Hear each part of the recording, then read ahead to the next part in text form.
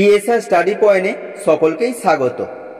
আজকের ভিডিওতে দ্বিতীয় পর্যায়ক্রমিক মূল্যায়ন 2025 সালে দ্বিতীয় শ্রেণীর গণিত বিষয়ের এক্সের নমুনা প্রশ্নপত্র উত্তর সহ আলোচনা করব। তোমরা সকলেই জানো তোমাদের এই পরীক্ষায় 30 নম্বর থাকবে, সময় পাবে 1 ঘন্টা। তাহলে চলো দেরি না করে ভিডিওটি দেখে নিই। আর ভিডিও ভালো লাগলে লাইক, সাবস্ক্রাইব ও বন্ধুদেরকে শেয়ার করে দিও। তোমরা সকলেই জানো তোমাদের এবারে পরীক্ষা আমার বইয়ের দ্বিতীয় ভাগটি হবে, তাহলে ওই ভাগটি তোমরা ভালো করে পড়ে নেবে। দেখো ওই ভাগ থেকে কি কি কোশ্চেন আসবে। প্রশ্নগুলো দেখো। 1 দাগ, শূন্যস্থান পূরণ করো। এখানে 4টি করতে হবে, প্রতি প্রশ্নের মান 1 করে। 1 দাগের ক, একই সংখ্যা বারবার যোগ করার সহজ উপায় হলো ড্যাশ। উত্তর হবে একই সংখ্যা বারবার যোগ করার সহজ উপায় হলো ভাগ। খ, যে কোনো সংখ্যাকে 0 দিয়ে ভাগ করলে ভাগফল হয় ড্যাশ। উত্তর হবে কোনো সংখ্যাকে 0 দিয়ে ভাগ করলে ভাগফল হয় 0। গ, 12 এর মধ্যে 3 আছে ড্যাশ বার। উত্তর হবে 12 এর মধ্যে 3 আছে 4 বার। ঘ, যেই সংখ্যা দ্বারা ভাগ করা হয় তাকে ড্যাশ বলে। উত্তর হবে যে সংখ্যা দ্বারা ভাগ করা হয় তাকে ভাজক বলে।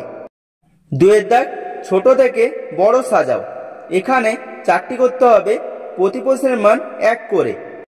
2 দাগের ক, সংখ্যাগুলো দেখো 43, 39, 25, 19।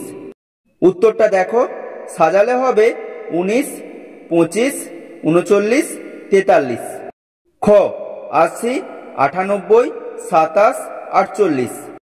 ছোট থেকে বড় হিসাবে সাজালে হবে 27, 48, 80, 98। গ, 59, 71, 87, 63।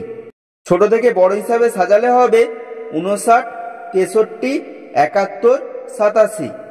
ঘ, 86, 54, 95, 17। ছোট থেকে বড় হিসাবে সাজালে হবে 17, 54, 86, 95। 3 দাগ, বড় থেকে ছোট সাজাও।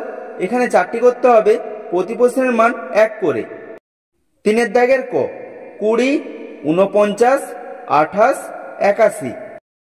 বড় থেকে ছোট হিসাবে সাজালে হবে 81, 49, 28, 20। খ, 24, 59, 96, 43। বড় থেকে ছোট হিসাবে সাজালে হবে 96, 59, 43, 24। গ, 50, 30, 80, 70। বড় থেকে ছোট হিসাবে সাজালে হবে 80, 70, 50, 30। ঘ, 57, 75, 95, 39। বড় থেকে ছোট হিসাবে সাজালে হবে 95, 75, 57, 39। 4 দাগ, নিচের ফাঁকা ঘরে গ্রেটার দেন বা লেস দেন চিহ্ন বসাও। এখানে 2 নম্বর থাকবে। 4 দাগের ক, 42, 58।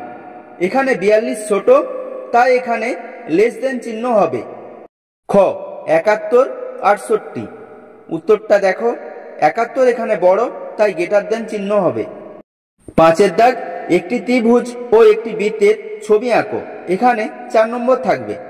দেখো, ত্রিভুজের ছবি তোমরা স্কেলে করে এঁকে নেবে, যে কোনো মাপের। এখানে কোনো মাপ বলে দেয়া হয়নি, তাই তোমাদের মনের মতন যেই মাপটাই তোমরা ভালো আঁকতে পারবে সেই মাপটা নিয়ে একটা ত্রিভুজ এঁকে নেবে। আমি যেভাবে আঁকছি এইভাবে।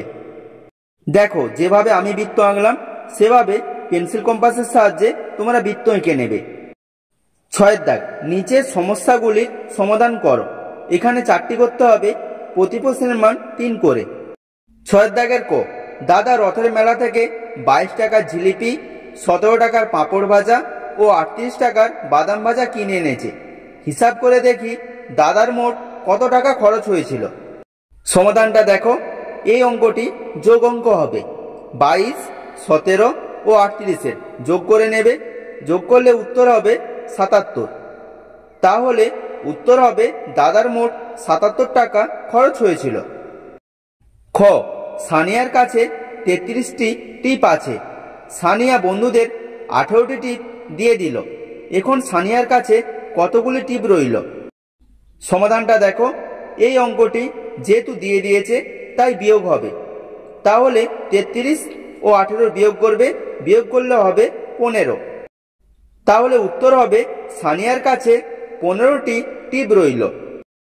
গ 12 জন লোক নদীর এপার থেকে ওপারে যাবে। 3টি নৌকা ঘাটে বাঁধা আছে।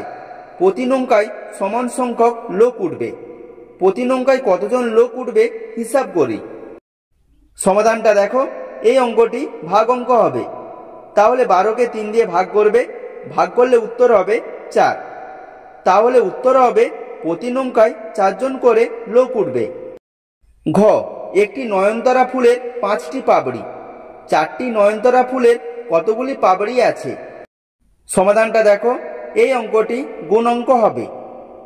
একটি নয়নতারা ফুলে 5টি পাপড়ি আছে, তাহলে 4টি নয়নতারা ফুলের পাপড়ি হবে 5 গুণিত 4 সমান 20টি।